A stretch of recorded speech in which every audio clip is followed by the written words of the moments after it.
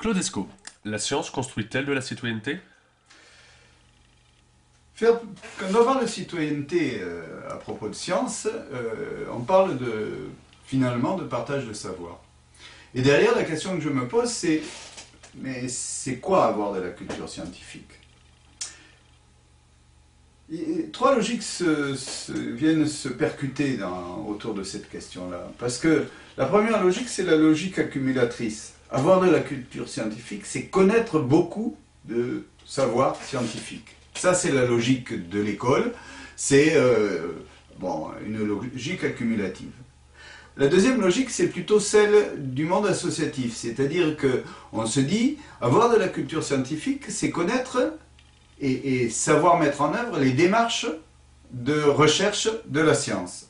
Et que ces démarches de recherche participent de notre culture scientifique.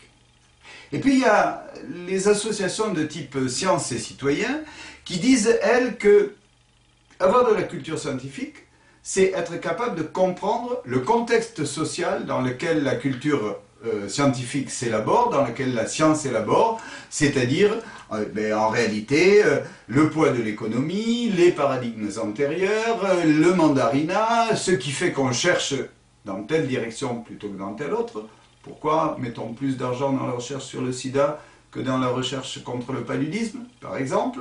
Tous ces éléments-là, qui sont un élément constitutif de la culture scientifique. Et quand je regarde ça, je me dis que, en fait, la culture scientifique, c'est quand même un peu détroit. Même si, dans le regard général, la troisième partie, c'est peut-être celle auquel on accorde le moins d'importance.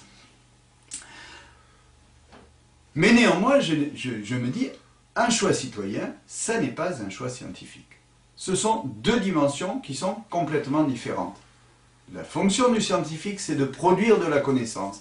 C'est-à-dire, en fait, c'est de produire des démarches qui vont nous permettre d'avoir des savoirs opératoires.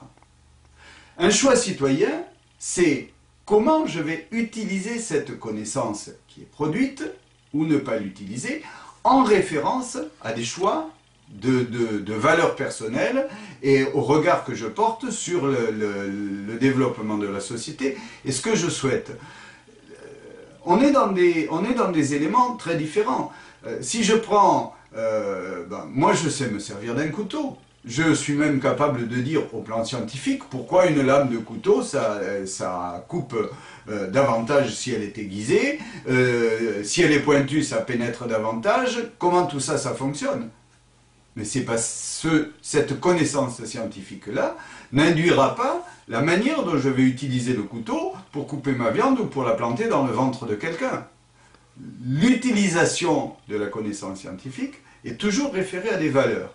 Et que le choix citoyen, c'est un choix qui est référé à des valeurs. Et de la même manière que il est normal que je délègue aux scientifiques, parce que c'est sa profession et qu'il est formé pour le fait de chercher et d'apporter de la connaissance nouvelle, de la même manière que je vais déléguer au boulanger le fait de faire du pain à ma place. C'est normal, mais je n'ai aucune intention de déléguer aux scientifiques la fonction de décider à ma place de ce que doit être ma vie et de ce que doit être la vie de l'ensemble social dans lequel je travaille.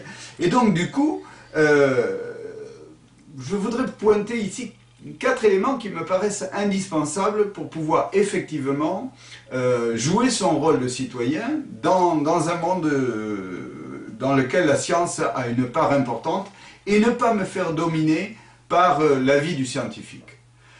Le premier élément, c'est connaître l'histoire des sciences. Connaître l'histoire des sciences, ça permet de relativiser la question de la vérité scientifique. Ensuite, comprendre comment les choix scientifiques interfèrent sur ma vie. Ça, c'est un peu la culture.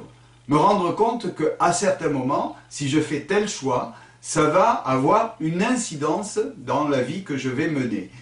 Bon, je ne prendrai pas d'exemple parce qu'ici, actuellement, on est dans des éléments très forts sur, par exemple, les choix qui ont été faits concernant le nucléaire et les incidences que ça a pu avoir et que ça continue à avoir. Troisième élément, ne pas oublier que quand j'ai un choix à faire, même si c'est un choix qui a trait à des connaissances scientifiques, c'est toujours référé à des questions d'éthique, et donc il faut que je m'interroge sur quelles sont les clés éthiques que j'utilise pour faire mes choix. Et enfin, le quatrième élément, c'est ne pas oublier que tout choix que je vais faire va avoir des incidences économiques et environnementales. Et que cette analyse des incidences économiques et environnementales, c'est une analyse importante. Donc on voit bien que quand je décris ces choses-là, je suis à l'extérieur de ce qu'on peut repérer comme étant la science. Néanmoins, ça nécessite un certain nombre de compétences à se construire. Et les compétences qui me semblent importantes de se construire pour donner un point de vue éclairé dans une situation complexe et ne pas me faire dominer par les scientifiques, ben je vais en pointer rapidement quelques-unes. La première, c'est connaître les conditions sociales de fabrication de la science. C'est-à-dire se dire, oui, mais ça, là, c'est fait dans quel cadre? Qu'est-ce qui a pesé dessus? Pourquoi tel ou tel type de question a pu se faire? La deuxième, c'est savoir reconnaître les sources d'information. En particulier, faire la différence entre ce qui est de l'ordre d'une affirmation scientifique et ce qui est de l'ordre d'une affirmation idéologique. Quand on lit un article, ce qui est écrit dedans, est-ce qu'on est capable de dire oui, ça c'est validé par la communauté scientifique ou ça c'est l'opinion du scientifique? Et donc, être capable de faire cette différence. Le troisième élément, c'est comment je vais maîtriser les procédures de contrôle qui me permettent de donner mon point de vue. C'est-à-dire, est-ce que je sais où je peux donner mon point de vue sur ces questions-là? Est-ce que je sais comment je peux donner mon point de vue? Et que ces éléments de se dire où et comment je peux intervenir, ce sont des choses qu'il faut, des connaissances qu'il faut que j'ai pour pouvoir effectivement agir sur les éléments de prise en compte citoyenne de la science. Et finalement, je dirais, en fait, les rapports entre science et citoyenneté, je peux le regarder à deux niveaux. Si je le regarde à un niveau personnel, c'est-à-dire dans la construction de ma propre pensée, dans le côté, la rationalité de la pensée, ce que développe la science, ça me permet de mieux comprendre la vie et de mieux comprendre le monde qui est autour de moi si je développe des procédures de type scientifique, et d'une certaine manière, c'est effectivement quelque chose qui agit sur la citoyenneté. Mais en même temps, sur un plan collectif, il faut que je sois très attentif à bien comprendre qu'entre un choix scientifique qui est lié à une organisation sociale de la science et un choix citoyen, on est dans deux registres différents, et de manière à ne pas se faire imposer des choix de sa propre vie et de la vie sociale par des scientifiques.